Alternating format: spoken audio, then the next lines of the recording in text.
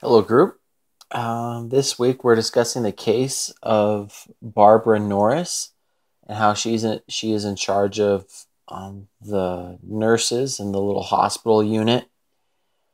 Kind of what's going on in this case is that the unit, I think it's called GSU, has not been performing well. They have a very poor culture. They're very naggy at each other, not wanting to work together. Overworked, underpaid. The timing of this is around the time of the recession. So funds are limited. There's a lot of stress that corporate's getting from up top. And they have a full range of people that have worked there. It seems like they've either worked there a really long time, like 30 years, and then there's some very new employees who are not have not been trained very properly. So Barbara got her schooling, stay at home mom, got her master's. Now she's wanting to lead the program. Her friend encouraged her not to do it, but she wanted to give it a shot. She accepted the challenge.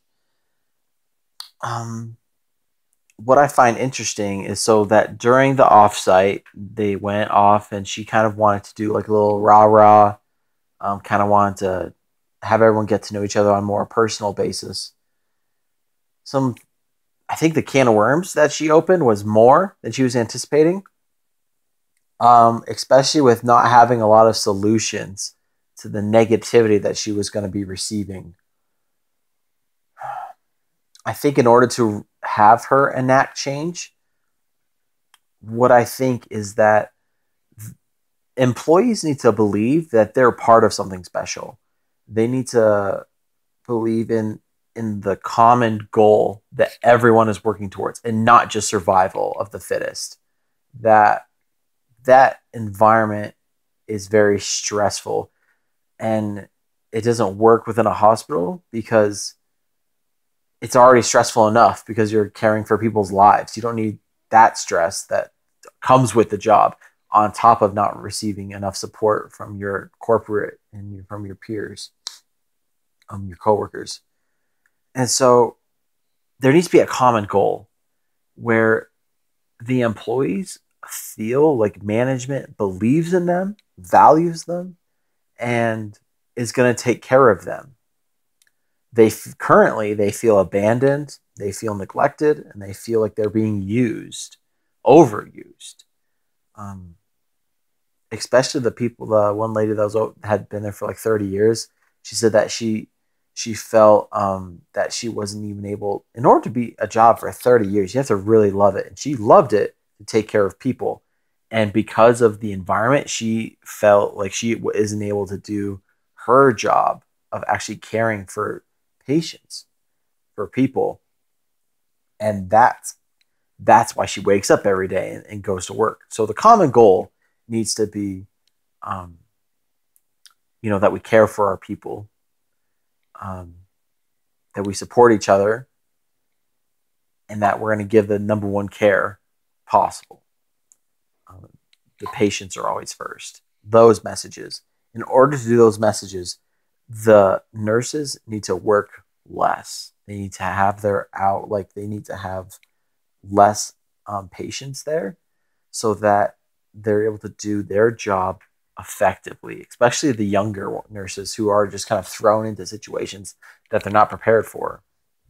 Um, in the NBA, if you have a brand new rookie player, the issue is that sometimes you get these 18-year-olds coming out of college, they just do the 1 year, jump right into the NBA. They don't get the proper development and proper training.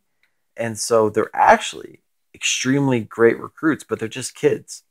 And so the comparison of a kid who's just done the 1 year of college and then jumped into the NBA versus the man who's done 4 years of college and then goes into the NBA is significant because during those years in college, once both those guys reach the age of 23, that would be year five.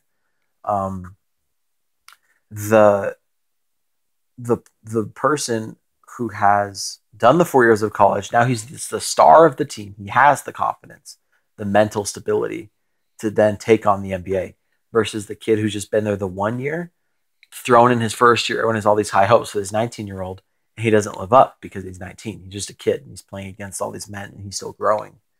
4 years down the line, if he's not given proper coaching and limited minutes and the ability to have, well, actually, that's what happens, is that if you give him a lot of minutes, that's what he needs to develop. But then his confidence is going to take a hit. So it takes a very special type of person to push through a harsh environment at such a young age. So as a manager, as from Barbara's perspective, she needs to help facilitate that transition as easy as possible.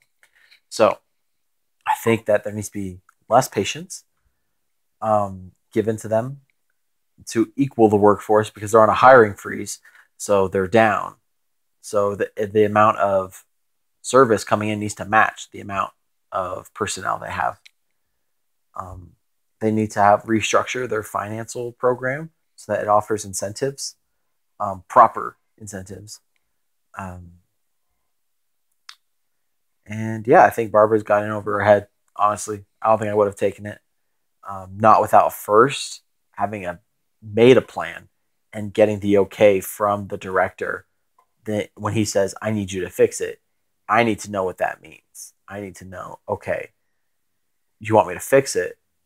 What if it takes more money? What if it takes less people coming in? What if it takes we need to hire more people? What if it means I need to have another person underneath me?